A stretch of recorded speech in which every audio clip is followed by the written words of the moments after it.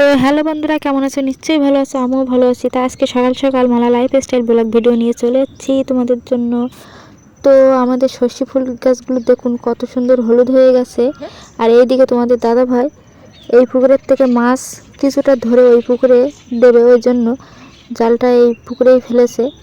আর আমরা আজকে তোমার দাদা ভাইয়ের সাথে একটা প্র্যাঙ্ক ভিডিও নিয়ে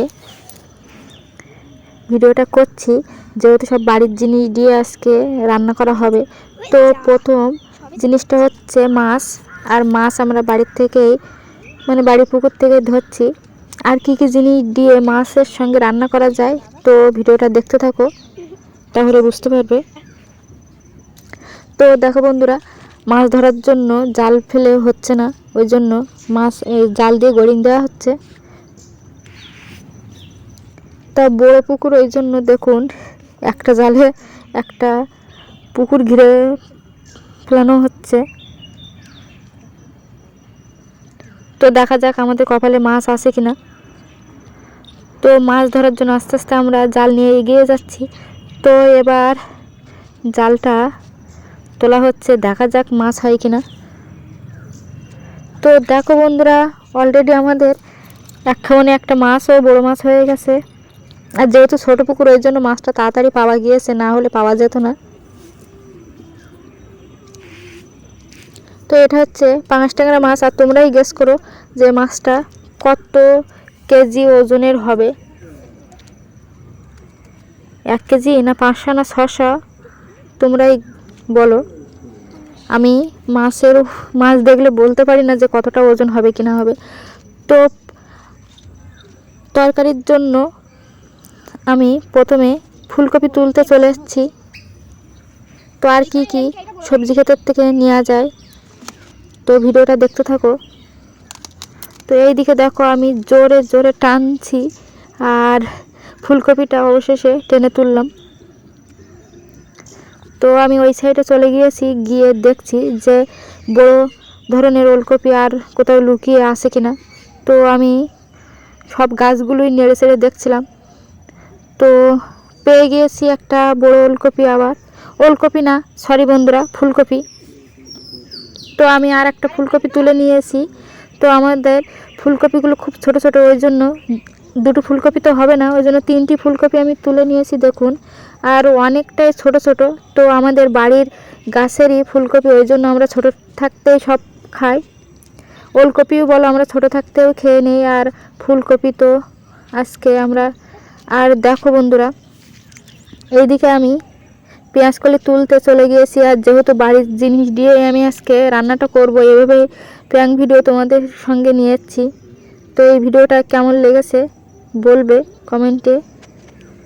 তো দেখো বন্ধুরা, অনেকটাই পেঁয়াজকলি হয়ে গিয়েছে। আর আমি এদিকে ধনিয়া পাতা নিয়ে নিচ্ছি, যেহেতু বাড়ির জিনিস দিয়ে আজকে রান্না করব সব কিছুই। তো ভিডিওটা দেখতে থাকো, আর কি কি বাড়ির জিনিস আমি দিই।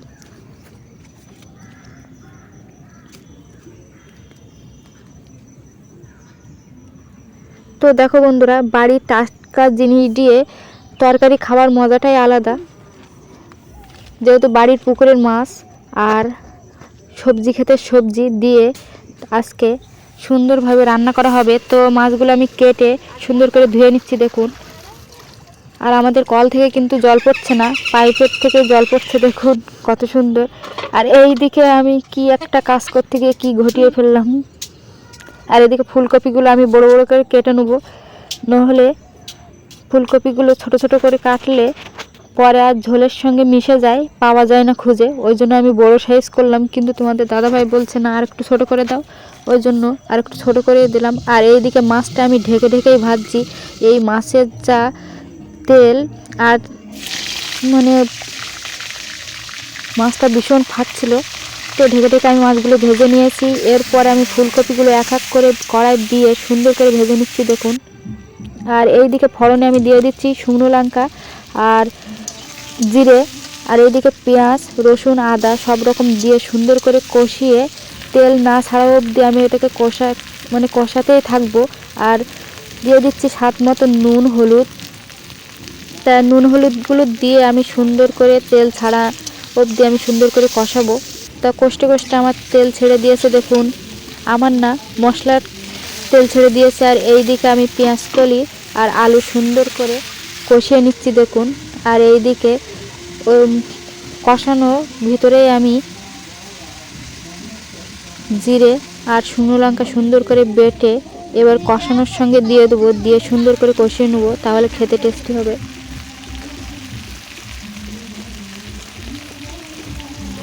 তো সুন্দর করে কষিয়ে আমি জল দিয়ে দেবো।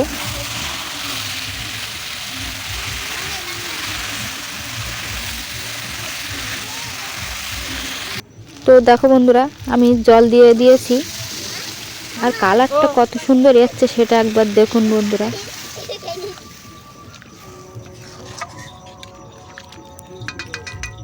তো এবার মাছগুলো দিলেই হয়ে যাবে আর ফুলকপিগুলো দিলেই হয়ে যাবে আমার বাড়ির গাছের ফুলকপি আর বাড়ির পুকুরের মাছের রেসিপি। তো এই ভিডিও তোমাদের কেমন লেগেছে অবশ্যই কমেন্টে জানাবে। আর যদি ভালো লেগে থাকে লাইক কমেন্ট শেয়ার আর সাবস্ক্রাইব করে পাশে থাকবে। তো মাছটা ঝোলে দেওয়া দেখাতে পারিনি, পরে যখন আমি ভিডিও ছেড়েছি তখনই আমি বুঝতে পেরেছি। তো টাটা।